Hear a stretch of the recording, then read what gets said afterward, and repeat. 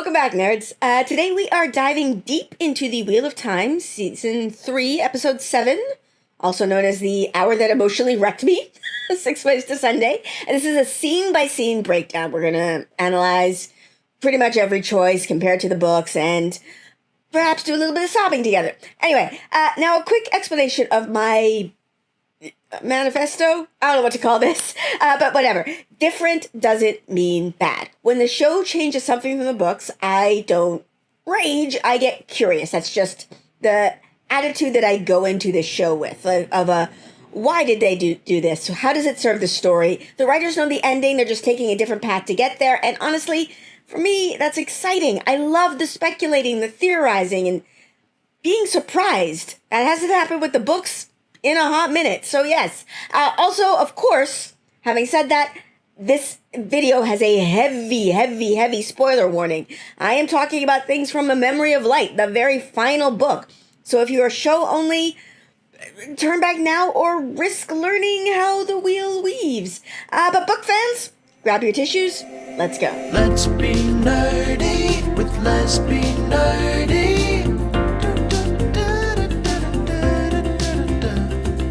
Let's be nerdy with Lesbian Nerdy. All right, first, can we just appreciate the music in this episode? Just holy shit. The score wasn't just like background noise. It was a full body experience. There was a driving rhythm, the way it surges and wanes. When they all started singing, like later on, I vibrated out of my skin. I have talked about the costumes in the show constantly, as I should, but I feel like I've criminally neglected gushing about the music and considered this my formal apology to Lauren Balfe and everybody involved in the music because, wow, I obviously I'm not playing it right now, but it's just from the second this episode starts, I was very hyper aware of the music. So this episode, like, you saw my reaction, right? I got full body goosebumps, a jaw on the floor, but it starts a little confusingly. Okay, last episode, the Two Rivers, they were chilling. Like, Alanna was recovering from the Whitecloak thing, and Perrin and Faile were flirting and smooching, and everything felt safe. Now, suddenly, we're fortifying the village like we're prepping for Helm's Deep, and here's my beef. Where is the threat?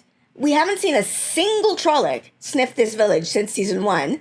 I know why they're building defenses. Like, my book brain has activated, but the show didn't show us the danger. It's like skipping the don't touch the stove lecture and going straight to burn ointment. There's missing connective tissue. That random Waygate scene at the end of last episode, it turns out Bain and Chiad were scouting. Cool, but it felt plopped in with no context. Like, imagine if instead we gotten a tiny Trolloc skirmish, just enough to make the village go, oh fuck, we're not ready. Like, I know I'm not a writer, right? Like, I get that budgets exist, Trollocs aren't cheap, but right now it feels like I'm reading a Wikipedia summary. It's like, we're step 2, right? We're step 2. Give me one scene of a farmer getting yeeted by a Trolloc or something, and suddenly everything would click. Okay, so we've got Alanna playing drill sergeant with Bode and other sister, whose name I forgot. Sorry. I'm sorry. Eldrin or something, whatever. Okay, and Maksim's teaching villagers to stab things, and Perrin's forging weapons.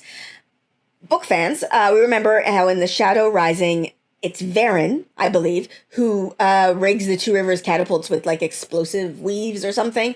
But I weirdly can't recall what Alanna even did during the book battle. I'm sure she did something. And that's wild because of the show. Like, the show has made her fascinating. Like, in the book, she's basically random Aes Sedai, number 3, until Lord of Chaos. But here, I'm very invested in what she's doing. Though, I gotta say, in the books, training new channelers for the battle, I mean, that's just not something that they would have done, because that would have taken months for most of them. Most of these kids would be wilders, which are people who channel accidentally, like naive healing, without realizing that she's using the one power. And wilders usually have mental blocks because they're in denial Like, no, I didn't just eavesdrop from a mile away. I just have good ears and whatever. And teaching them to consciously channel mid-battle, good luck. And then the ones who aren't wilders, you have to teach them how to embrace the source, which for most, it's not something that you can do quickly. But the show has streamlined this a lot. And honestly, yeah, we don't need 10 episodes of embrace the source, open yourself to the bud. No, not like that. Oh, it's slipping off. Fuck. Like, all right, some book purists might grumble, but I think this is necessary for the show. I love seeing Perrin at the forge, but also I get a little sad because, okay, book fans, you remember that scene I always talk about from The Dragon Reborn where he spends pages and pages just smithing. There's no Trollocs, no drama, just a man and his hammer and the closest thing to inner peace that he ever gets. And yes, I know, that's unfilmable. You can't do a 10-minute montage of quenching steels in different oils, although I think I'd watch it. But that scene mattered to me because Perrin's entire arc lives in his head. His struggle with violence, his fear of losing control, it's all internal. The forge is his one place where the chaos stops. And yeah, I'll take every angsty blacksmithing crumb the show gives us, but I'm gonna mourn my, this Hawkeye quietly excelling at trade. And then those kids that he's training here, they call him Lord Perrin, Lord Goldeneyes, and what? What? Again, this is something that happens in the books, but since when is Perrin in the show a lord in these people's eyes? In the books, this kind of made sense. We had Lord Luke strutting around first, playing hero, so when Perrin starts actually doing heroic shit, the villagers go, well, we called that poser a lord, so might as well call this axe-wielding badass that we actually know and care about a lord too. Like, there was a gradual growth to it. It was logical. But in the show, where's the through line? The Two Rivers doesn't have lords. Perrin, as of yet, has not done anything particularly lordly yet. And we haven't even seen Lord Luke do anything at all to establish that title. It's like the writers went, book readers will get it, and then skipped the foundation. And I think that's actually just going to be a repeated refrain as I talk about this episode. I loved what we got, but I feel like I was starving for the connective tissue. Like just one extra episode showing the Two Rivers under threat, or Perrin stepping up as a leader organically. I think that would have made this land. But no, we get 8 episodes. And apparently that means jumping straight to Lord Perrin, like we all missed a memo. And I get it. Budget, time, all of that. But it kind of stings when these beats don't quite earn their payoff. Cenn Buie! Cenn Buie, the Two Rivers resident crotchety grandpa, and book fans cheer. His bloody Trollocs and their Wagons line is chef's kiss because, of course, that man thinks that monsters would roll up in a damn caravan. Book accuracy, check. This absolutely happens in The Shadow Rising. I'm not sure. I'm pretty sure Cenn Buie was involved, but there probably were some Coplans, some Congers involved as well. But again, at that point in The Shadow Rising, the paranoia made sense because the Trollocs had been harassing the village for a while. Here, again, we haven't seen a single Trolloc attack yet. So while Cenn's delivery, yes, of course Cenn Buie says that. Of course it's nonsense.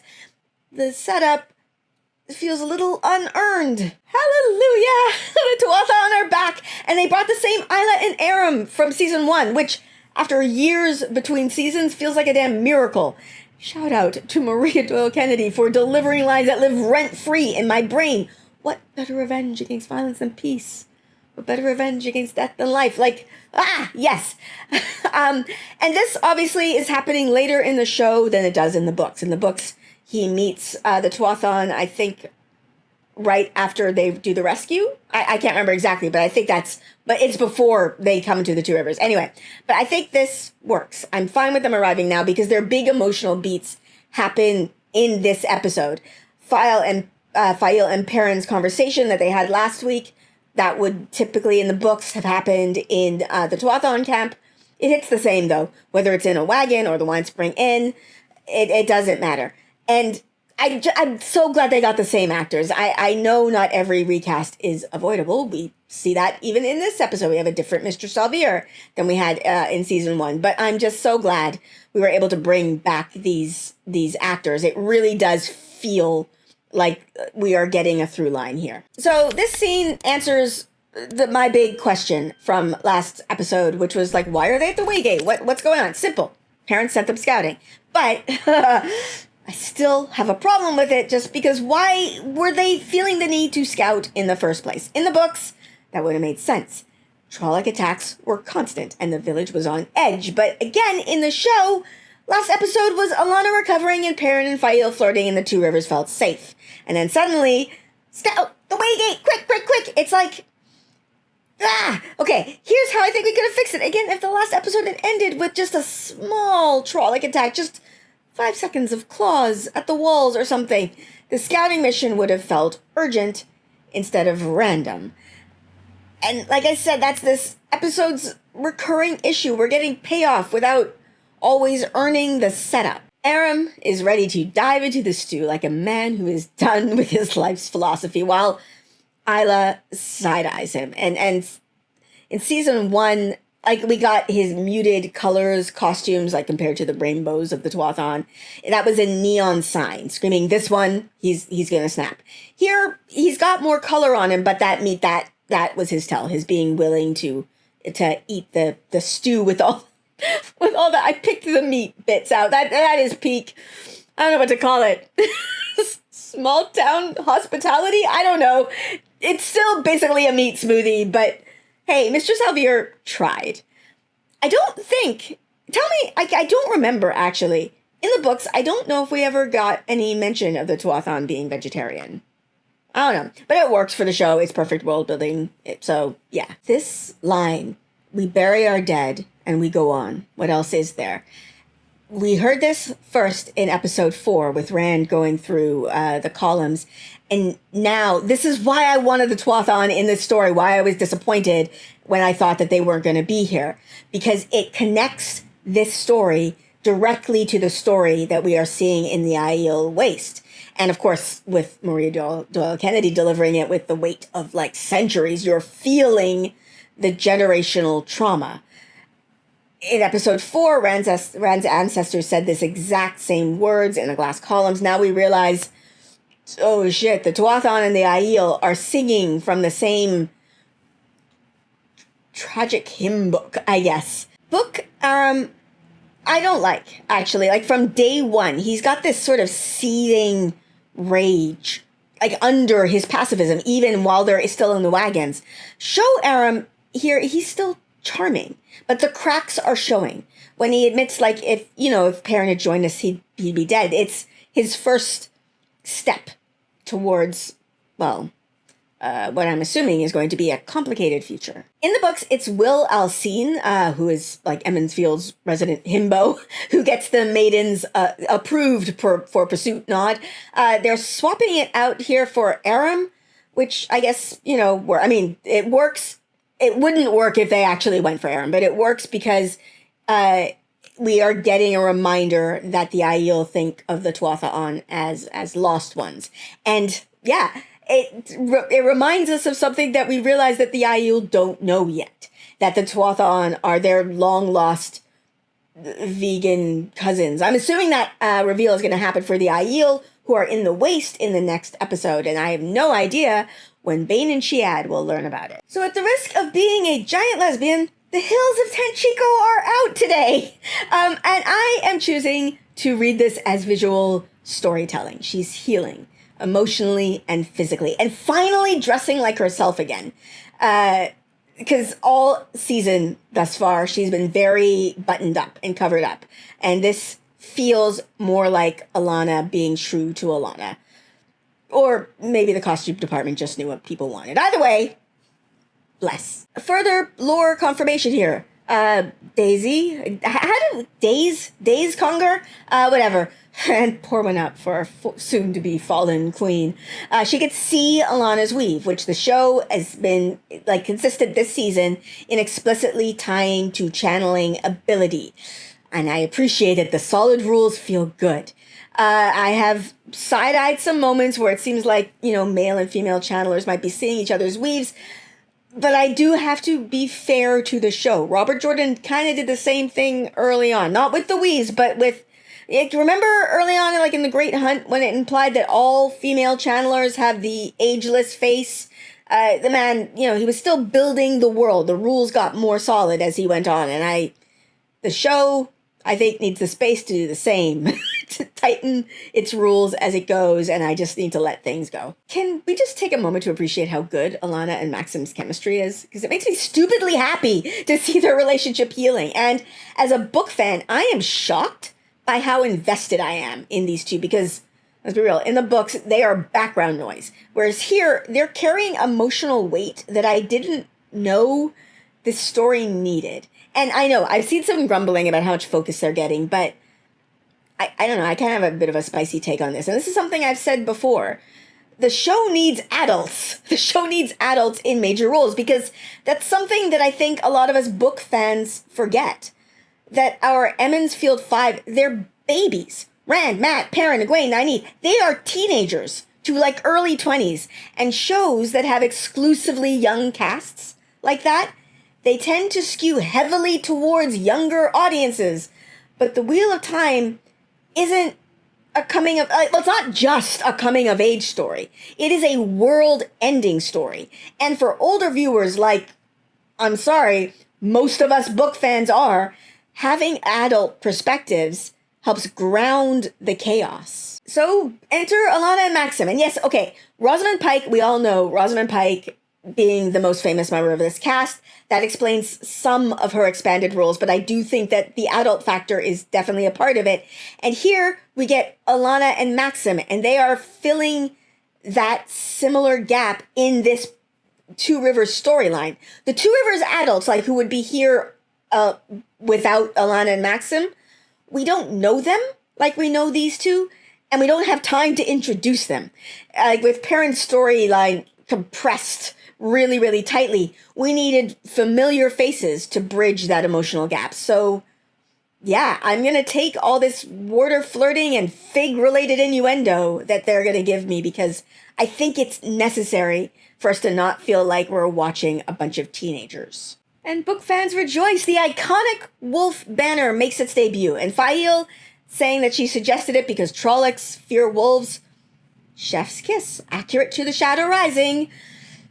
But again, where are the actual Trollocs? I know they're coming later in this episode, but why are they doing this? We've been told they're a threat, but we haven't seen them attack yet. So this moment, while cool, lacks the desperation that I think would make it land. That said, look at Faile and Perrin's size difference. I can't. He looks like he can fold her into his pocket and she'd still be yelling at him. I love it. Look at him. This, to me, feels like a big difference from the books. And honestly, I feel like it was a smart one. This is a case where the show was not skipping steps. Because in The Shadow Rising, Perrin becomes a leader there organically because he keeps accidentally saying the most reasonable thing, Tavir and Luck, and everyone slowly realizes, oh shit, the Quiet Axeman actually has brains. But the show doesn't have time for that, so Faile spells it out. We'd follow Alanna for battle strategy, or Bain and Chiad for combat, but they follow you because it's simpler. You're their giant axe-wielding son. Good. It is a tidy shortcut that works for TV pacing, and it doesn't feel like we're skipping steps like we are with the Lord Perrin and the Wolf Banner stuff. This was like, okay, yeah, that makes sense why they're following him. Okay, book spoiler alert. That there is Lord Luke, over there on the left there. Lord Luke in the books is Slayer. He's the Dark One's assassin, and he's made of two souls that were duct taped together. It's really weird. It's like Isam and Luke met in the High Pass, and then the Dark One was like, now kiss. And then made them into one thing. It's whatever. Here, he's a guy? I don't know. Maybe they're saving his oops, I'm a nightmare hybrid reveal for later. Or he's just some dude named Lord Luke as an Easter egg? I don't know. Slayer's lore is bonkers. He's a blight made soul smoothie. I don't know. So I get why they might skip it, but it still feels weird naming him Luke and then not doing anything with it. But okay, I think they must be doing something with it, because we have this here of Perrin being like, there's hundreds of Trollocs, and then be like, no, there's dozens. This happens in the books because Lord Luke, aka Slayer, is running the Trolloc attack, and he's making sure to feed everybody bad intel. And then Perrin finds out the real intel by doing the wolf dream stuff, and we're not getting that here, but whatever. So, in the show, Lord Luke, option 1 is already working for the Dark, or option 2, Pattern Faine is pulling the strings, or option 3, the Whitecloaks just suck at counting, or probably option 4, all of the above. Right? This, I actually feel, is a bit of it's an upgrade, because Dane's hatred of Perrin makes so much more sense in the show. In the books, it's like, you have yellow eyes and wolves are spooky, and you were in the area where my father died, so dark friend. It's like White Cloak logic, kind of 2 out of 10. Don't recommend. But in the show, it's, you murdered my father in front of me after he killed a wolf that was attacking his soldier. It is understandable anger. And again, I'm just going to say the unpopular opinion from Dane's POV. His dad wasn't wrong. Hopper was mauling a White Cloak. He had no idea that wolves could be psychic war buddies. We know Hopper was family, but Bornhold Sr. just saw a feral animal. So they're talking about Natty being burnt alive here, and Bornhold is like, she was a witch, and Perrin says, no, she wasn't. And he's right. Matt's mom couldn't channel, but the thought that I had when this was happening is, there's a problem there. You can't frame it that way, because Perrin accidentally implies that burning witches is okay. And this hits way too close to real world bigotry. Like, I don't know if you remember, how many of you are my age, but like post 9/11, when there was all that, we still have a lot of Islamophobia in the world, but I remember seeing interviews with Sikh leaders who were saying, like, they refused to say, we are not Muslim, when they were getting attacked, because that was happening a fair bit, because racism. Anyway, one of the things that they said, we won't say that. Like, when we're being attacked as Muslims, even though we're Sikh, we're not going to defend ourselves by saying we're not Muslim, because that concedes that Islamophobia is valid. Or, okay, to take a pop culture one, do you remember Lady Gaga, when she first was coming out, and there were all those penis rumors about her, and she refused to deny them, because she's like, why would that be bad? I'm not going to concede this point, because conceding it allows for bigotry. I need someone, anyone in this scene, to say, it doesn't matter if Natty was a witch. Hey, maybe don't burn people, ever. Is that so hard? Like, the White Cloak's entire witch framing is toxic. By engaging on their terms, Perrin is legitimizing their crusade. But this moment, like right after it, I was mentally yelling at Perrin for conceding the witch burning point, but he drops this nuclear truth bomb. Natty died for your grief, the way your father died for mine. And I hadn't connected those dots until now. Like, we break it down.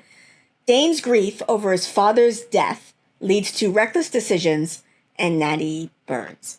Perrin's grief over Hopper, he kills Dane's father and creates this whole mess. It is a perfect cycle of vengeance.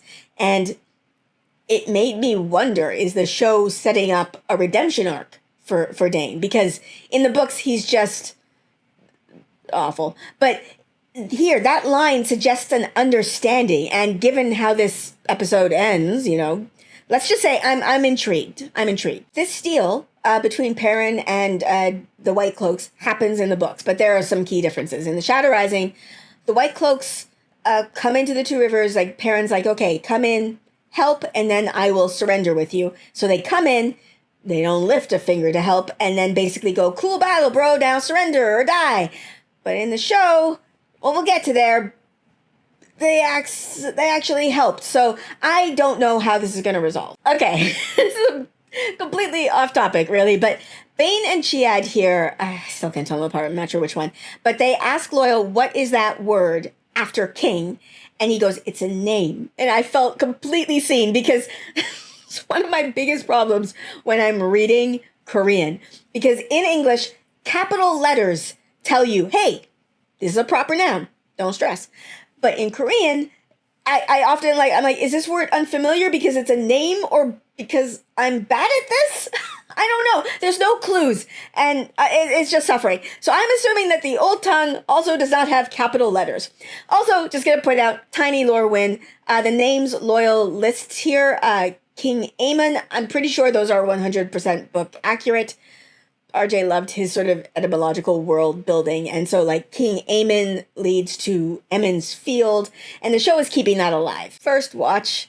Ha ha ha! Loial finally caved to Maiden's Kiss. You'll get it, big guy. Rewatch. Oh no. Your niece is gonna die. Let's unpack this strategy, okay? Or this tragedy. Bain and Chiad are absolutely into them. Giant, cuddly Ogier. Understandable. This is him trying to relieve their tow. And later we learn that he leaves his book behind. He volunteers to go to the Waygate. That I'll play your game moment, it's goodbye. And what initially seemed like a fun, flirty moment is Loial accepting his fate. And now I'm gonna go sob into my usquai. Thanks, show. Thanks for that. This scene, the opposite effect, okay, is an absolute delight. Watching Alanna and Maksim be playful after all their trauma. Chef's kiss. But on my first watch, I was stressed. Because when Maksim goes, can you feel how much I'm enjoying this fig through the bond? My brain immediately went, they're emphasizing their connections because one of them is about to die. And, given Alanna's critical future role, with Rand's, but what she does to him and then his distrust of the Aes Sedai and how, what she does to him actually helps with Dumai as well as whatever.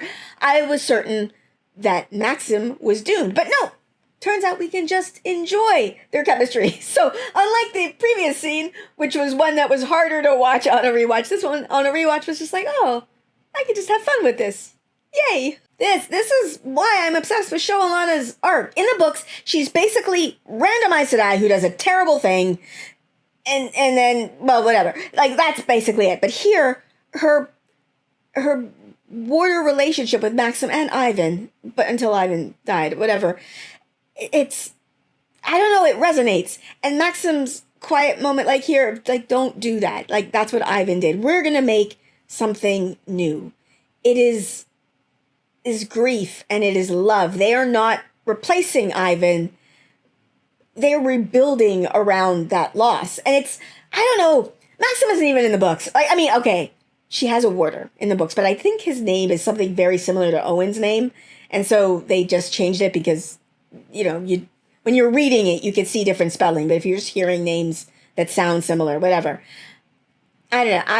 I care way too much about these two. I'm invested in their relationship, and I think this is good for the adaptation. This moment is pure catnip for book fans, right? There's a deliberate cut of him sharpening the axe to this hammer. And this isn't just cinematography. It is a visual whisper of Perrin's central internal conflict from the books. In his books, these tools represent Perrin's soul, at war.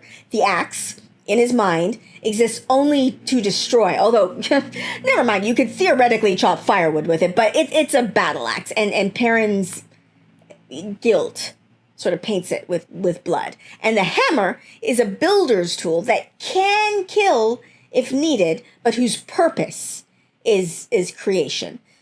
But again, the show hasn't earned this symbolism yet. Book readers are going to watch this scene and nod and go, I get it. But casual viewers, I'm assuming they're just going to be oh, guy looking at his weapons, right? This go away to protect you dance that Perrin is doing here, trying to send Faile away. This is peak book Perrin. In the Shadow Rising, first in Tyr, where he hears about the Whitecloaks in the Two Rivers, and then repeatedly during the actual battle. Of course, his logic is if she's not with me, she can't get hurt. And one of the times he tries to send her away in the books, she actually does go, but then she comes back and saves the entire village with an army, and it is iconic. So this is very much accurate to the books. Faile crosses a line. She crosses a nuclear line here. She's like, do you think that axe will be in my body like in your wife's? Which, okay, that is a line. And I just want to unpack this for a second because RJ, I think this is one of those things that comes out in his notes, and I'm not sure how many people know, but RJ initially, when he was writing Faile, he wrote her as a 15-year-old. And then when he realized he wanted her to have a romance with Perrin, he aged her up, but he kept her 15-year-old characteristics. He kept the immature voice. And so we get this relationship where Faile is constantly crossing lines and Perrin is treating her like a child needing protection, and add into that like the cultural misunderstandings with the Saldeans, whatever. A lot of stuff in it reads as abusive and toxic. The show, so far, their relationship is very new, but it's feeling less toxic. However, bringing up Layla's death here, that's emotional warfare, and that feels like an echo of that toxicity here. Say what you will, though, Faile, like, commits. Whether it's gathering armies or hitting below the belt, she goes hard. And I'm loving show Faile. I stand by what I said in a video ages ago. If Ogier were real, humans would 100% be trying to fuck them. I have met humans, we'd be lining up with how you doing signs outside of every single setting. But here's the twist. Ogier might not reciprocate. They're not humans. Maybe they find us as appealing as we find... Sorry, humans are perfect. I was trying to think of something that no human would ever want to fuck.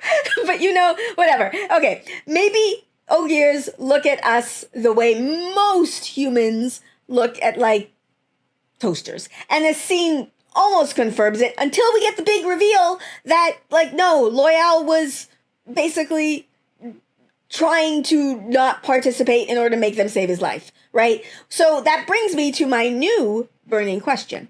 In show canon, not book canon, in show canon, has any human Ogier cultural exchange ever happened?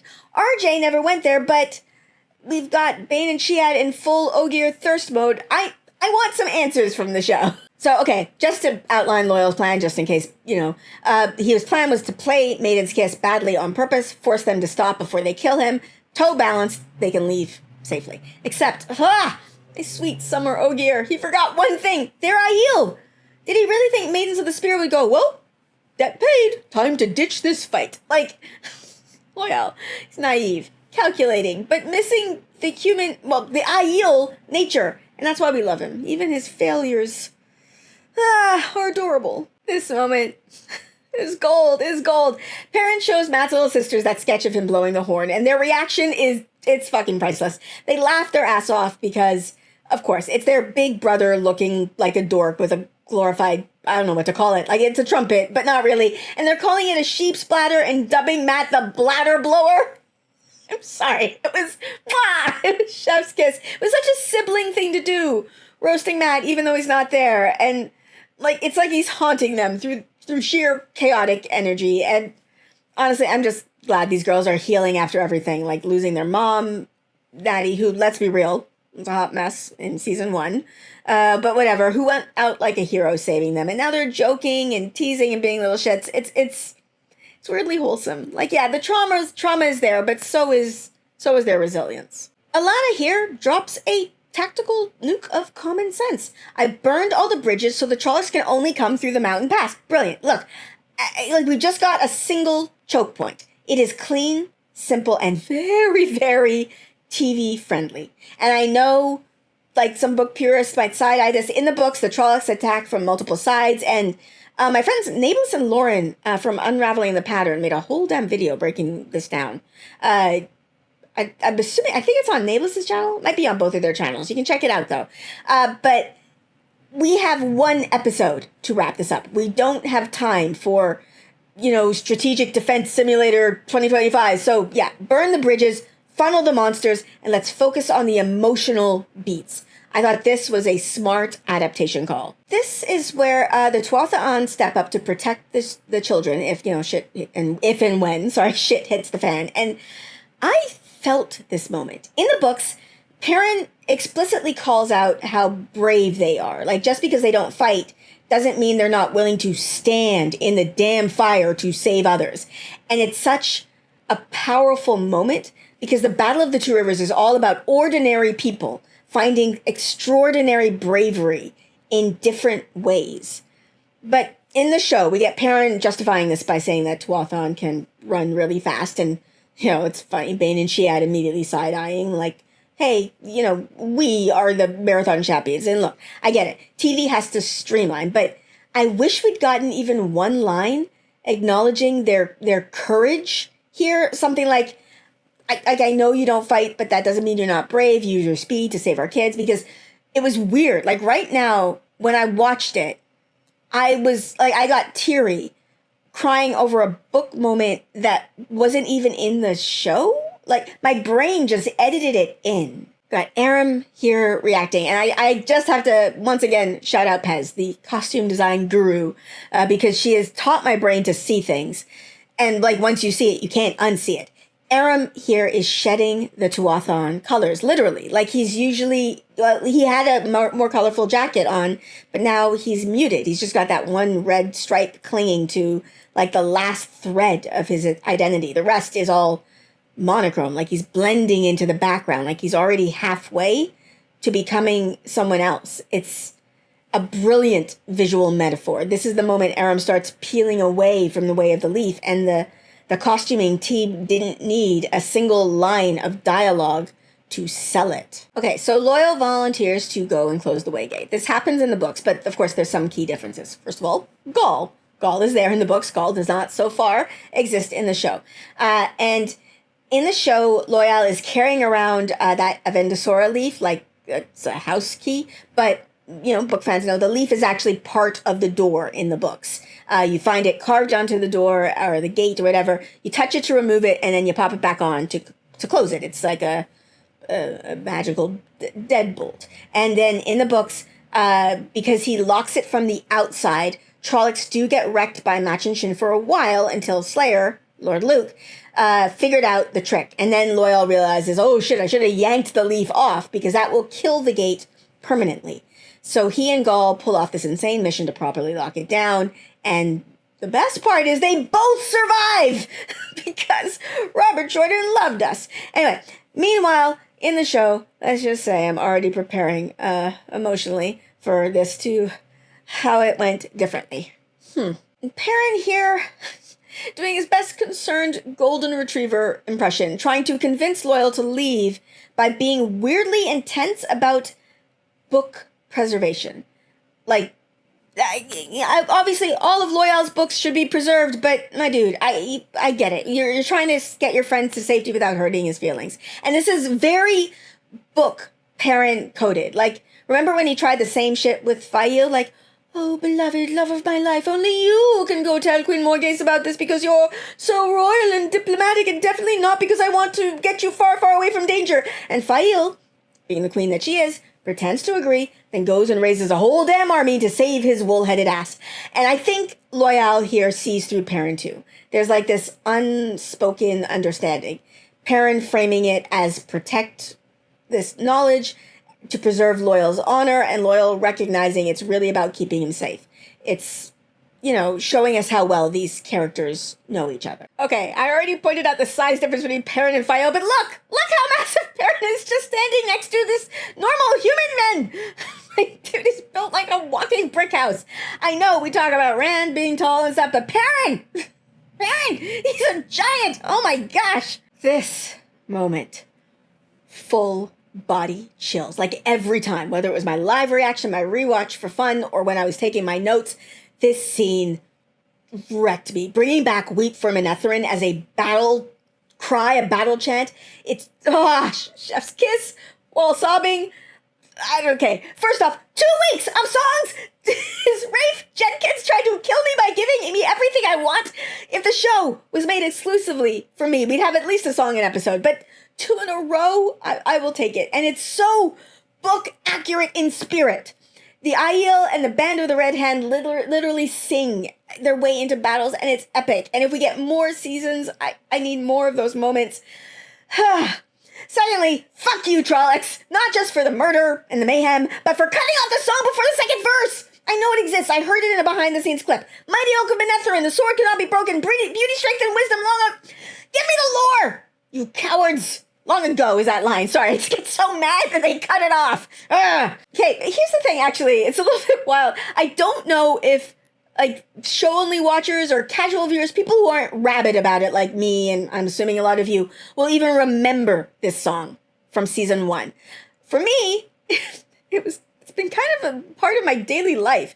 Like, back when season 1 aired, I had a student, a client, a student, whatever, a non-verbal student who would sometimes get overwhelmed in class. And over time, I learned that sometimes singing could calm her.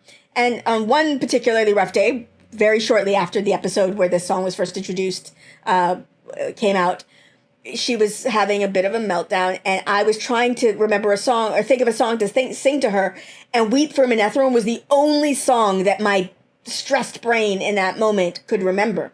So there I am. I'm singing this mournful Wheel of Time ballad to a screaming child, and it worked. And not only that, it became her favorite. Like, she literally stopped me from singing other songs by putting her hand over my mouth and then patting the rhythm of Weep for Manetheren on my arm. It was her way of requesting it. For 3 years, this was our song. So when those first notes played here, like, for me, it wasn't just like, oh, I remember this song. It was like, I sing this song all the time. I don't know. It wasn't just hype. It's personal. And sorry, this was just a moment of the show getting something absolutely right. And I'm wondering if for people who aren't rabid as fans as myself, and people who haven't been singing it like several times a month, like, will have remembered it as much as me if it landed as hard for them. If it didn't, like, if the casuals didn't get it, that's fine. More chills for me. And then we get this terrifying mix of Trollocs and Dark Friends charging into battle. And before the book purist comes for me, I know this isn't exactly how it goes down in the pages, but I think this might be a very smart decision. First of all, it's a budget decision. We got Trolloc costumes. They probably cost more than my entire teaching salary. And having stunt performers moving convincingly in hoof prosthetics has got to be a nightmare. So mixing in, like, regular humans dressed as Dark Friends, I feel like that's definitely budget saving. But I also feel like it makes the world scarier. Trollocs, obviously terrifying. But there's something a bit, for me, extra chilling about seeing ordinary humans willingly fight alongside them. It drives home the whole idea that the Dark One's forces could be anyone. Okay, so book readers know I don't think we ever get to actually see the Waygate mission. We just get the aftermath when Loial carries an injured Gaul back, and it's glorious, and they're battered, but alive! They're alive! I'm just going to say that again, they're alive! Which makes show Loial's outcome hurt even more. Still not emotionally recovered. Thank you for asking. But this scene here, with them using hand talk, Bain and Chiad using hand talk to talk to each other, reminded me of something from my childhood with my ultra-religious mom. Okay, so picture this. Teenage me comes home from school to hear my mom, who attended church approximately 300 times a week, monotonously repeating, like, I just hear her voice going, shit, damn, fuck, asshole, motherfucker, just over and over again, just deadpan. No emotion. Turns out my mom, my mom is a sign language interpreter, and it turns out that she had recently had to finger spell every curse word during a police station gig that she had, and it traumatized her so much that she was practicing ASL swears at home, and just this mental image of my pious mother frantically hitting stop on her tape recorder when she realized I'd heard her is forever burned into my brain. But okay, the reason I'm bringing that up here is they are saying fucking wetlanders as they talk about this, and all I can think is, wait, okay, I think I can guess which sign is wetlanders, but I'm not sure which one is fucking, and I want to know. I need the show to give us a maiden talk, hand talk dictionary. I need to know, like, when they're calling Perrin a beautiful wool-headed idiot, or fucking when. I just need to know. The people demand the lore. This shot. Okay. This shot is amazing. I love it, and it is wonderful, but on my rewatch, this shot it hurt me a lot. Because, okay, we've got Bain and Chiad, Loial running full tilt, whatever. They got spears ready. They're looking like the most badass trio in the wetlands. And I saw it the first time I was watching, like for my reaction. But then when Loial died, my brain short-circuited, and I couldn't remember having seen this shot. And I know this shot was in the trailer. And so I was thinking, well, maybe he'll come back in the next episode and we'll see that shot. But then when I did my rewatch, I was like, no! There's that shot. So I both love it and hate it in equal measure. Mostly hate. Okay, fine. Mostly love. But I reserve the right to be emotional and inconsistent about it. Okay, this is fascinating. Maksim just sends Alanna a message through their bond. Not like vague emotions, but like what seems to be a deliberate coded sensation. Like he's sending her a sensation that she's going to interpret in a specific way. And here's the thing. I don't remember this ever happening in the books. Tell me if I'm wrong in the comments. Warders and Aes Sedai fight in sync. They sense each other's emotions and pain. We definitely see that. But intentional messaging? Like, unless I'm forgetting something, this seems like a show invention, and it makes so much sense. Like that whole scene earlier with Maksim eating a fig while asking, like, can you taste it? Taste this? That wasn't just flirtation. It was the show establishing their bond's language, and now we see why it mattered, and it's smart adaptation work. We're taking book mechanics and expanding them logically. This linking with the Two Rivers women, as I said, I'm pretty sure this is a 100% show invention, even though Alanna and Perrin did go to the Two Rivers to find channelers.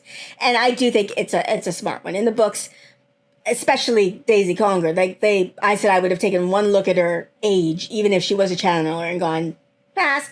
Like, they were ridiculously snobby about older novices, at least until someone finally had the bright idea, spoiler, to say, like, hey, maybe we shouldn't turn away powerful channelers just because they're not teenagers. Shocking, I know. The show does appear to be cutting that whole arc, which makes sense for pacing. Alanna doesn't seem to care about Daisy's age here. She just sees power and thinks, how can I use that? It's a more practical approach. And honestly, it's making the Aes Sedai look a little less stupid. We get Alanna unleashing one of the coolest weaves we've seen so far. Summoning fucking ice knives from the sky. This is another show original. And can I just say, this feels like it feels like peak Brandon Sanderson logic. Like as someone, he took over the books after Robert Jordan passed. Sanderson, he's a magic systems guy, right? So he was always asking, like, if they can do X, why aren't they doing Y? His magic scenes often had a, like, oh, duh, of course you would use it this way quality. This ice storm attack, it feels like Sandersonian thinking to me. And it's also just genius from a TV perspective. It's visually distinct from Moiraine's fireballs and lightning in episode 1. It is also perfect for a green sister to do. Like, she's a battle Aja. She is going for area of effect damage instead of single targets. And it's also just fucking cool to watch. The books usually had Aes Sedai mostly throwing fireballs in this battle, I believe, which works on page, but would have looked repetitive on screen. Whereas this makes the one power feel dangerous, creative, and unpredictable, which is exactly how magic should be. The only thing that would have made this better if she chatted, "Winter is coming, motherfuckers," while doing it. Anyway, that's just me. Missed opportunity. That little stumble Alanna does after the ice knife weave, again, mwah, chef's kiss. The show has been very good about showing how channeling is actual work. There's none of this, like, effortless magic nonsense. You can sort of see it actually in her weave, in her face, too. That as she's weaving the ice knives, when she pulls them down, there's like a glow under her skin. She's dancing right on the edge of burning herself out. And let's talk, of course, about Daisre throwing away her booze here. It's iconic. It's the moment she realizes, oh, shit, I can make weather stab people. Why am I wasting time getting drunk? Pour one out for Daisre Conger here, who goes out like an absolute legend, throwing up a shield to protect others before taking arrows to the, everything. And book fans, help me out here. I do not think, this doesn't happen in the books, but I also don't think any named characters die in the Battle of the Two Rivers. Like, there's definitely death, but I don't think any characters die that we know and or spend enough time with for it to matter. The terror of the Battle of the Two Rivers comes from being inside Perrin's head, feeling his panic, his fatigue, the chaos of not knowing who's alive. But TV does not have that luxury. There's a barrier between the audience and the character, and that means that we need stakes, visual stakes. Hence, Daisre's heroic sacrifice. Is it a change? Yes. Does it work for television? I think it does. Sometimes you got to kill your darlings, literally, to make the audience feel what the POV characters feel in the books. Still hurts, though. Rest in power, Days Conger. Okay, let's talk about Loial going full whack-a-dark friend with that hammer. Conceptually, love it. Finally seeing our gentle giant bookworm unleash his ogier strength. It's everything I wanted. Those dark friends getting airborne like they got hit by a truck. Mwah! Chef's kiss. But, and I say this with love, that's some obvious wire work. Like, I know it's not real. I know we're not actually watching a giant bookworm punt dark friends into the stratosphere. But something about the physics here took me out of it. Like, I know it's not real. I don't actually expect Amazon to hire flying dark friends, but something about the landings and the flying there, when I was watching, my brain went, ooh, cool stunt, instead of, ooh, Loial is strong. And now let's talk about this moment where Matt's sisters freeze up trying to heal Alanna. They're just kids. They're terrified, traumatized kids, and they're facing something no one should have to. And Alanna here, believing that she's breathing her last, I'm assuming, she doesn't beg, she doesn't scold, she gives them grace. It's okay, I'm proud of you. Oh, it wrecked me. Like, she thinks she's dying, and what matters isn't the skills that they couldn't master. It's making sure that they walk away knowing that they're enough, that even in failure, they're worthy. And it was devastating because, come on, we've all been these kids, right? Like, frozen by fear of failing someone we care about, and to have that person respond with unconditional love anyway. The fact that she survives doesn't lessen the power of this moment. If anything, it makes it more beautiful to me because it wasn't manipulation. This was a woman who genuinely believed that these might be her last words, and she chose to leave them with love. I didn't think the show could make me love Alanna more after her ice knife extravaganza, but here we are. Okay, let's talk about Lord Luke, just strolling in here with the Whitecloaks like he's another pretty face. I'm assuming I'm not alone in this. I'm assuming other book fans like me are kind of getting lost in him, like get losing our minds, because again, Lord Luke is Slayer. He's a Slayer. But in the show, he's just wearing a name tag that's like, hello, my name is Suspicious. I've watched this episode multiple times now, trying to figure out what his deal is. Is he working with Pat and Faine? Is he just vibing? Did he wander onto the set thinking that this was another show? I don't know. The fact that they named him Lord Luke feels like a giant neon Chekhov's gun. But so far, it's just hanging on the wall, collecting dust. Credit where credit's due. Pat and Faine's plan here, I think, is actually pretty slick for TV pacing. The Trollocs attack and then pretend to retreat, and then they send in the Whitecloaks through the same pass, looking like heroes, and then once the gates are open, surprise, motherfuckers, Trollocs, round 2! It's a classic bait and switch, and honestly, I feel like there's a bit more strategy here than like in the books where it was just basically throw infinite Trollocs at the problem until it goes away kind of thing. So I thought this worked. Can we take a moment just to appreciate how the women's circle isn't waiting around for permission to join this fight in this adaptation? They're right in the thick of it from the first battle cry. Like there's no, oh wait, let's see if the men can handle this first nonsense.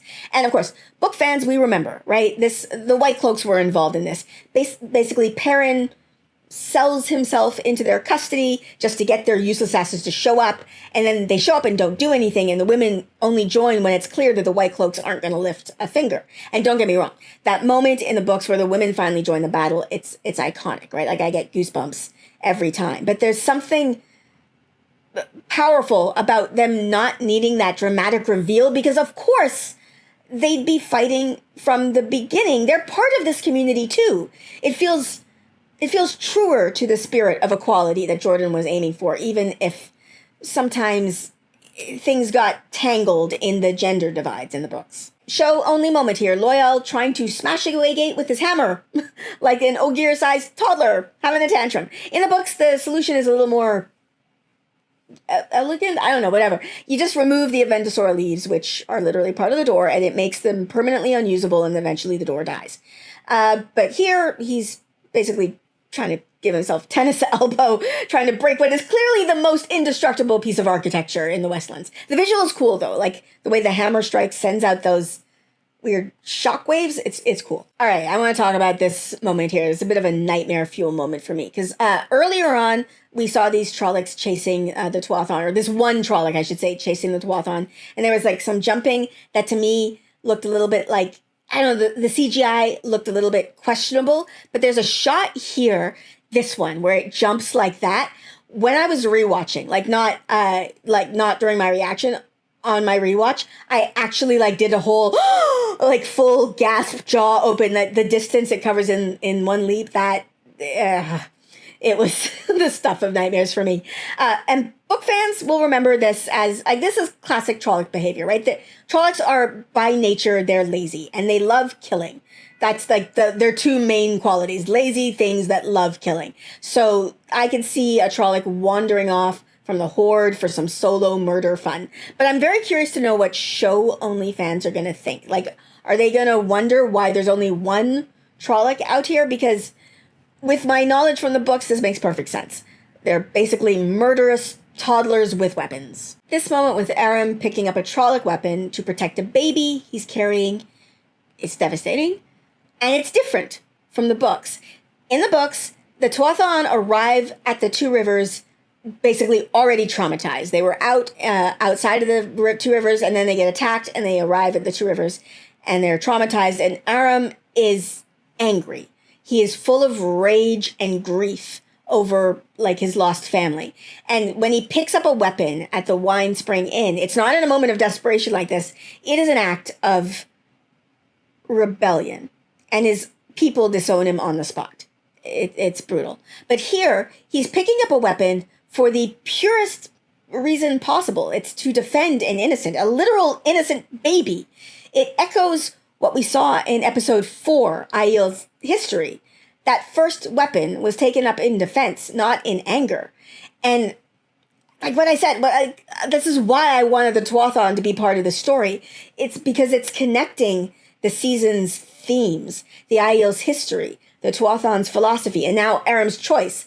It's this line between protection and violence. The show's version of the Tuatha'an, for me, personally, hit so differently in the books. In the books, they feel idealistic and nice, but kind of unreasonable. At Isla's explanation in season 1, what better revenge against war than peace, what better revenge against death than life? It's poetry. It's a philosophy that makes sense in a way that the book's dogmatic pacifism, it never landed with me. But of course, there's a tragic flaw in that. That beautiful ideal falls apart when you introduce Trollocs. These aren't just enemies that you can reason with. They're literally manifestations of the Dark One's will. They're designed solely to kill and destroy. You can't piece yourself out of that confrontation. But I love that they're here in the world because they're especially for Perrin, they're this pacifist ideal that is haunting him. It's this angel on his shoulder whispering, maybe there's another way. But when you're facing monsters bred for slaughter, turn the other cheek just gets you decapitated. The Tuatha'an work better as a remembrance of what was lost. Their beautiful philosophy crumbling against the reality of the world that was left after the breaking. Okay, quick aside, the music. I am not playing it right now, but if you've seen the episode, you know exactly what I'm talking about. These chords hit like that hammer that he grabs. Lauren Balfe is out here composing a musical adrenaline shots straight to my heart. This moment, Perrin telling Faile to kill the ones I miss, chef's kiss, and that grin that she gives, when he says that, it's perfection. On the surface, without any further context, without any book knowledge, it's everything I want. It's him recognizing her as an equal partner in battle, not some fragile thing to protect. But I will have to admit, on a rewatch, my book brain kicked in because their relationship has, as I mentioned before, some questionable layers. Specifically, what I'm talking about here, Faile has a thing where she kind of likes it when Perrin yells at her. And look, I think I know what Jordan was going for, right? She wants to be seen as strong. She doesn't want to be coddled. And in Saldean culture, passionate arguments are basically foreplay. But without that cultural context, there's just a lot of toxic communication that's going on. So yeah, here's hoping that the show smooths out those rough edges while keeping the core dynamic of two warriors who trust each other to watch each other's backs. But whatever. When he just, like, he says, stay behind me, she's like, stop trying. He yells, kill the ones I miss. I just was like, ooh, that's her. Like him being yelled at, but in a good way. Oh, look. It's Eamon fucking Valda, demonstrating exactly why everyone hates the Whitecloaks. The man's got an army of literal shadow spawn tearing through the village. And what's he doing? He is hunting a wounded channeler like she's the real threat here. This is textbook Children of the Light behavior. Their priorities are just catastrophically fucked. In the books, they're at least useless, but in the show, the Whitecloaks, they've got the competence to be dangerous and the moral compass of a broken sundial. Valda, you're a fucking trained warrior, motherfucker. There are Trollocs eating people.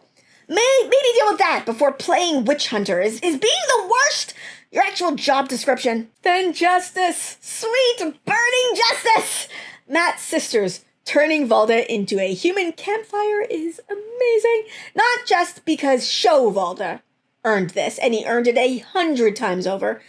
Book fans know this is early for Valda to check out. In the text, he survives to do unspeakable things to other people, like Morghese, before finally getting his ending. Yeah. And part of me wishes that we'd gotten to see him suffer more just for combining those two, like, aspect, like those two Valdas in my brain. I want them to suffer a lot. Like maybe a nice slow roast while the girls list everything he's ever done wrong. But with only 8 episodes, I will take this cathartic revenge for Natty's murder and all of the fucked up shit he does in the books as well. Also, just a side note, bringing up the fucked up shit, it's another thing on my list of reasons why I'm pretty sure that Morghese is not long for this world. So the subtitles here say that he's laughing, but I'm pretty sure he's speaking the Trolloc tongue. We see him, like, the subtitles do say Trolloc tongue later on in this episode.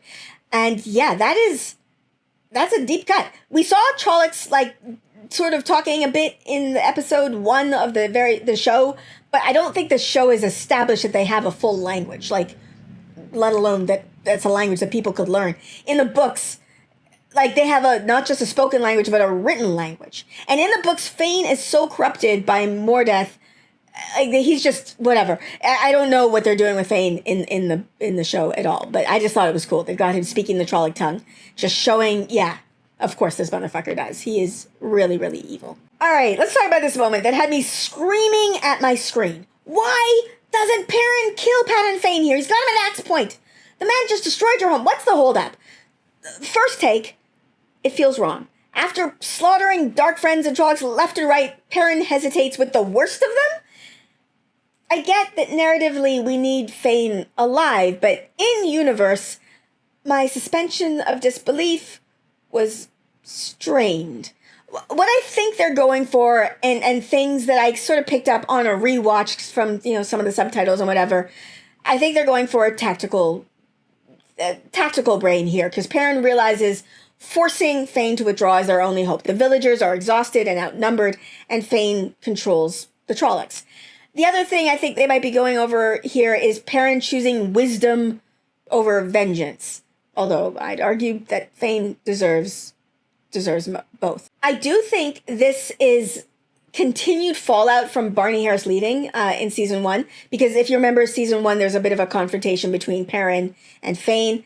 Pretty sure that was clearly meant to be Matt and Fain, and Matt and Fain are they're linked thematically in the books, like through the Shadar Logoth dagger, and Fain merging with Mordeth, and they're both sort of chaos agents, whatever. But with Matt MIA in that moment, they shifted Fain to be Perrin like it to be a confrontation between them. And I personally am here for it because while Mat and Fain are thematically linked, in the books, Fain murders Perrin's entire family, like personally, after they laugh at him accusing Perrin of being a dark friend. The show kind of has softened this, like Fain, I should say, brings the Trollocs that kill Layla, but the hatred there still tracks. And so in the books, I always wanted to see Perrin be the one to take Fain out. I was very disappointed that it was Mat. Even though Perrin doesn't know that Fain killed his family, I know. And so I wanted Perrin to get revenge on him.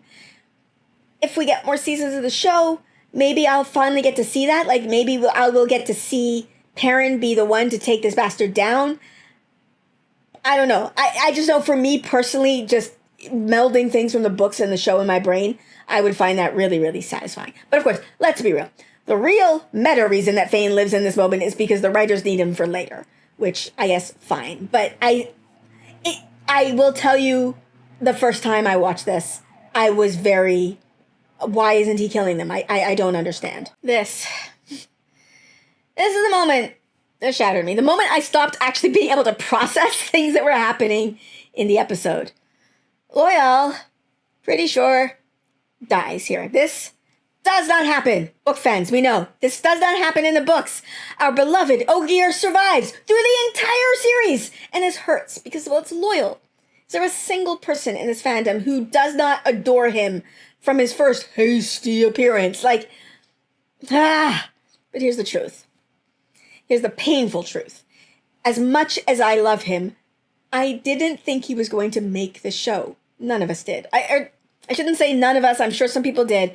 But when fans were speculating about cuts before season 1, Loial was usually first on the chopping block. Because, let's be honest, especially after book 4, his role shrinks a lot. Like, he's a delightful background character. He's there when we need Ogier wisdom, but he's not driving plots. And I think that's why his death works. The battle needed weight. Like I said, it needs stakes. In the books, we feel the terror through Perrin's internal monologue, but the show needs visual losses, faces we love.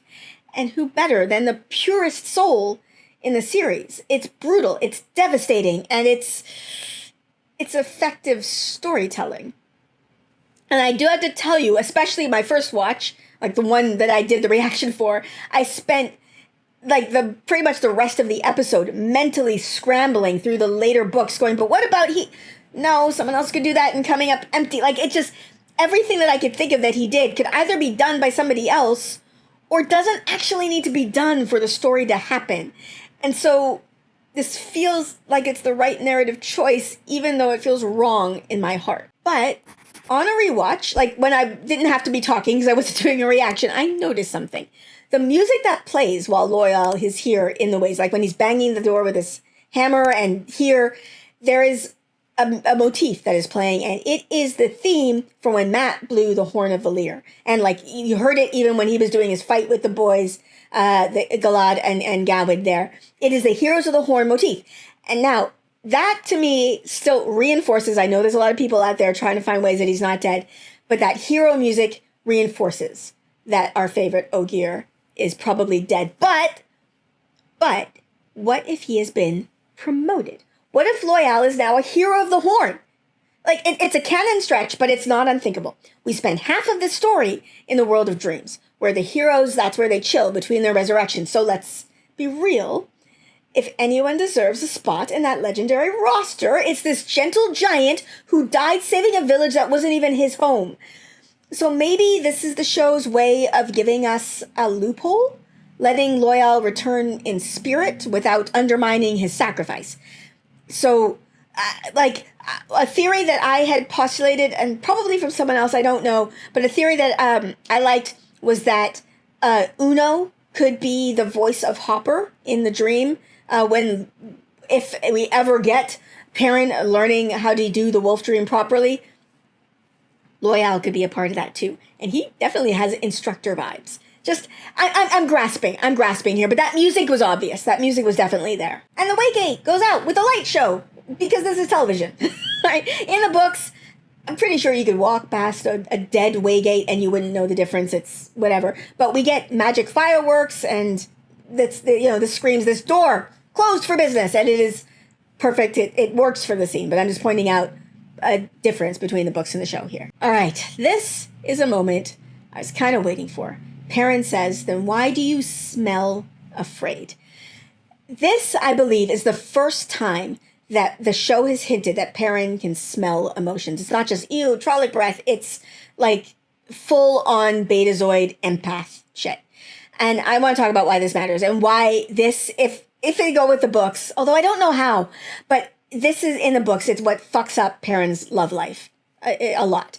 Because, okay, book readers know, Perrin's wolfy super smell becomes a relationship landmine. He can smell Faile's jealousy or anger or like, I'm 2 seconds away from stabbing you mood swings. And then he reacts to emotions she hasn't even acted on. Imagine your partner side-eyeing you because you thought about taking some fries off their plate. Like, that's Faile's life. And here's the thing. I think this is why the fandom, unfairly, a lot of them, hate Faile. We see her through Perrin's nose. Like, we're judging her for feelings that she doesn't voice. While Perrin's over here playing, like, emotional Sherlock, like, yes, my wife's pheromones indicate rage. I must preemptively sulk. Bro, talk to your wife. And Perrin, I think, though, doesn't quite realize how unfair this is. I don't think he's malicious. He's just, as I said, he's a wool-headed golden retriever who stumbled into emotional espionage, and he forgot to mention it. In the show, it's really hard to show what someone is smelling all the time. Like, we can show them sniffing, I guess, but we can't be in his head thinking about what emotions he's smelling all the time. So the only way I can think for them to do this is for Perrin to say what he smells, and if Perrin starts saying to Faile, "You smell jealous," mid-argument, Faile's gonna know, which means we might, like, just... I think by definition we have to skip over that whole toxic miscommunication arc. Okay, this moment where Faile grabs him by the beard and yanks him down into a kiss. I don't remember if she does this exact move in the books, but the spirit of it feels 100% book accurate because book Faile is a little obsessed with Perrin's beard. She loves it. She actually made him grow it. He didn't have a beard at the beginning of in the books, but she likes beards, and so she made him grow a beard. And every time he thinks about shaving it, he's like, "No, my wife loves it." It's their weird, hairy love language. Cut to the next damn day, and the Two Rivers folk are already rebuilding. Like, Trollocs are just a minor inconvenience. They're like, "Oh, the apocalypse came? Hold my ale. I gotta fix this fence." This is the Two Rivers energy that I adore. In the books, their resilience is legendary. They get knocked down, they get back up again. You're never gonna keep them down. Whatever. Sorry. The show, though, it nails it. There's no weeping montages, no woe is us, just pure get shit done energy. And that feels like the Two Rivers. So Alanna, clearly, she's been healed. And she's tired from the battle, but she's not, like, needing to be laid up and recuperating. And there's something that I've been meaning to talk about, but I keep forgetting to bring up, because there's a difference in the way healing is working in the show than in the books. In the books, the way the Aes Sedai heal, a huge part of the energy for healing comes from the person being healed. The healing has a cost. And so you get healed from a near fatal wound. Congratulations, you're going to be sleeping for a while, like, whatever. And this kind of matters because it makes the Aes Sedai healing feel limited. You can't just magic away all injuries without consequences. But it also matters because there's a huge payoff later on when someone discovers a better method. Someone important.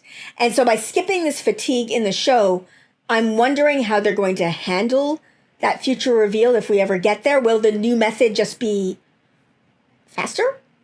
Less painful? Or are they going to introduce the energy drain later? I don't know. Either way, I am watching the space like a hawk. I'll also just say, Alanna deciding to not take the girls to the tower, it feels like a 100% practical choice, like both in universe for the world and also just for the show pacing. Because we've got, in universe, the last battle is coming. There's no time for tower politics. And we already have been shown Alanna being laser focused on getting ready to prepare for the last battle. But in the show, show pacing, we've got Forsaken to fight. We've got a dragon to wrangle. We've got tower politics, a schism to happen. Like, every minute of screen time is precious. And we don't really have time for that. But I do have to say, my inner book nerd was screaming, but the tower, the education, the testing, the shoals. Before remembering, this is TV. We are on a fast track to Tarman Gaiden. This is interesting. Mistress Alvira asks Aram to stay as the new blacksmith. And, I mean, if he does, book readers will know this is a huge departure. In the books, Aram becomes Perrin's devoted follower, like his personal bodyguard. And then things get dark. But the show here is giving him an out that I don't think he had in the books. Maybe he says, but I think not, because they've brought him back. So I think he is going to have his future arc. Although I don't think they're going to do what they do in the books, because I'm just now realizing, of course, book 4 ends, book 5 happens, and Perrin isn't even in book 5. So Aram must have just been chilling in the Two Rivers throughout all of book 5 anyway. So maybe that's what they're going to do. But I don't think they're going to have Perrin disappear for an entire season. So yes. But this just was interesting. It was a chance for Aram to have a life beyond being someone else's sword. And I think when he makes his ultimate choice, which I think I know where his ultimate choice is going to be, that is going to be a part of his arc. Yet what here is basically Loial's funeral. Bain and Chiad deliver that line, "Life is a dream from which we all must wake." And this, the first time I was watching, was when it hit me. Like, oh my God, I think Loial's dead. I think he's actually dead. Because, like, that's the line that they said last episode when the doomed child died. And it landed on me like a hammer here. All right, book reader panic. Okay, as I mentioned a couple of times in this video, in the books, the Whitecloaks basically betrayed the deal immediately. They don't fight. So Perrin rightfully tells them at the end when they're like, hey, you said you'd come with us. He tells them to pound sand. But here, they actually held up their end. So Perrin just lets them arrest him. Here's my theory. The show, I think, is speed running Perrin's trial arc. Book fans know eventually he gets put on trial for those dead Whitecloaks with Queen Morghese presiding. But again, if they speed run this is again another reason why I think her survival odds are looking dicey. I think they might be reshuffling that plot a bit. And because Dane, he's reasonable, right? He's much more reasonable than he is in the books. He fought alongside Perrin. He saw Padden Fane's betrayal, and, you know, he saw that basically firsthand, and he's all, oops, my bad. I invited Satan's hype man inside your walls. And he might actually even feel guilty about this. And so I think there's a possibility this could be leading to a redemption moment, letting Perrin go as a, we're even for the whole I accidentally unleashed hell on your sleepy little village thing. And again, I'm just so glad they brought the Tuatha'an back here, because their presence in the scene, I don't think it's just set dressing. I think they're essential. Their philosophy has seeped into Perrin's bones, even if he can't fully live by it. His decision to surrender himself isn't just about sacrifice. It's about what he's learned from them. It's a far cry from Perrin's legal loophole in the books to escape, but there's something powerful about it. He's not outsmarting the Whitecloaks here. He is attempting to transcend their conflict. Okay, full disclosure, this passage, that whole section from A Memory of Light, like from literally the very, very end of the series, that whole, it was about them all, even in isolation, when I read it, I cry. And so it's hard for me even to talk about it without getting choked up. He's a man whose family was taken from him, but who stood tall in his sorrow and protected those he could. It wrecks me every time, like even out of context. When they announced the show's casting and paired each Emond's Field Fiver, whatever, with their book cloak, I remember crying then.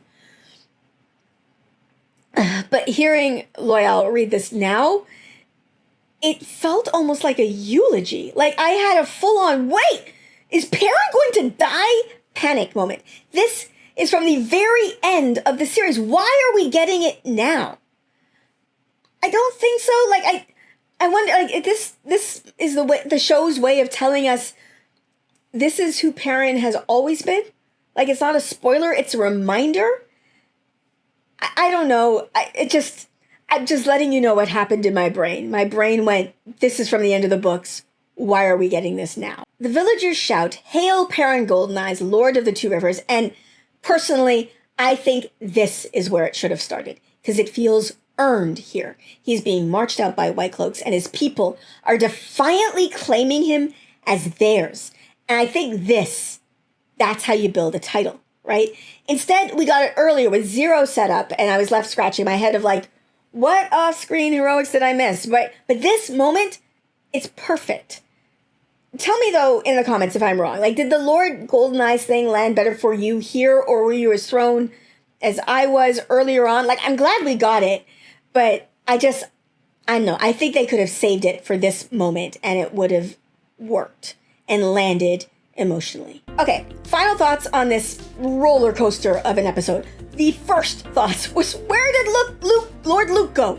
Like, I was actively looking for him. When I got to the end of my notes, I was like, wait a minute. I was trying to pay attention specifically to Lord Luke, and I just lost him. I don't know. I have no idea. I guess he's lurking in the shadows. Maybe he'll make his big move next episode. I don't know. Next episode, we might get Perrin breaking from the Whitecloaks. Maybe with some unexpected help, Dane Bornhold finally growing her conscience. I don't know, stranger things have happened. But whatever, this episode. Suddenly started talking about next episode. Season finale, no!